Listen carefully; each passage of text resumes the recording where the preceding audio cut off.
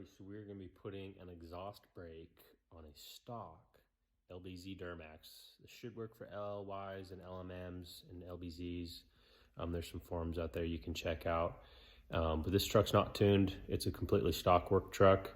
It's pretty basic. I bought it stock. I've done a couple things to it, nothing major, just like the fuel filter and intercooler piping, that sort of thing.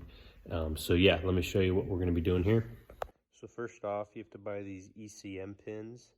I believe I got these off Amazon. They're only a couple bucks for them, because we're going to be going into the Ecm.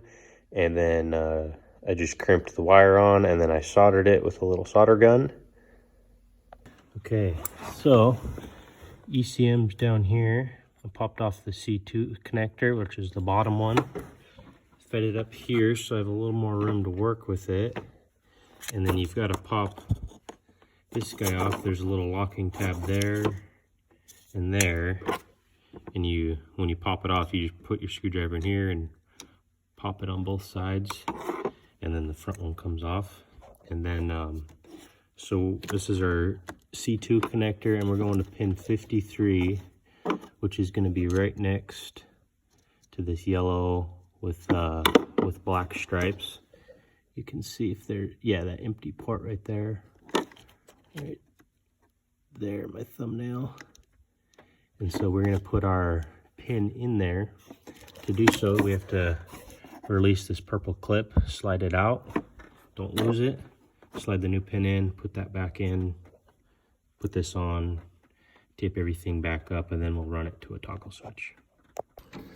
Okay, so I got it pushed in there right next to the, see if I can get the light, right next to that yellow and black one.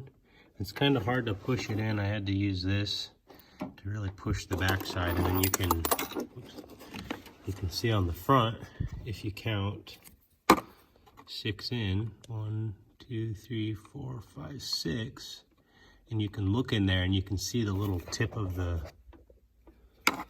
metal pin like you do on the other ones, so it knows we're good. So now we're going to put our retaining clip back in, put it all back in, and then wire this to a switch. Alrighty, so I just ran it to a toggle switch here so I can turn it off if I don't want to use it, but I've got it on right now.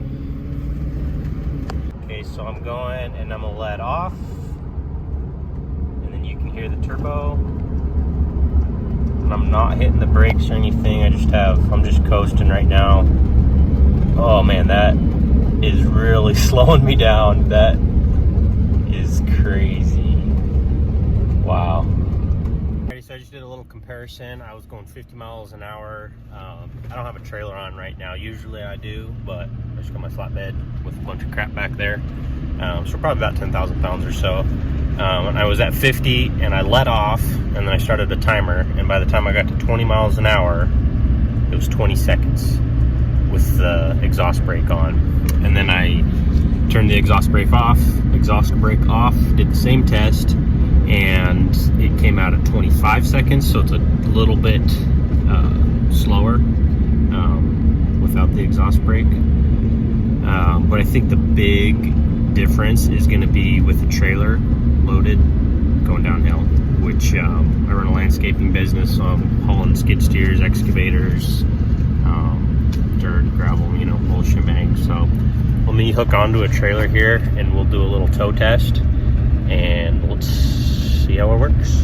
I like it so far. It feels like a newer, like an LML with the exhaust brake on it. Just, you can hear that turbo whoosh, and then feels nice. Gotta put an exhaust on this thing so I can hear it a little better. That'll be cool. So, alrighty. There's your scale weight, 24,800. I was about 15 coming in, so we're at about 10,000 pounds. So that was 10,000 pounds of gravel. My truck's about 10,000, so we have about, let's see, 15,000 pounds behind us. That's trailer and gravel. Now let's let off here and see how she does. Oh yeah, that is nice. not even hitting the brakes. Oh, head shifting there. Man, it feels like you're the same as like if you're pressing like halfway down on the pedals, on the brake pedal. It's really pulling back. Now I gotta speed back up to get to this stop sign. So yeah, no, this is definitely cool.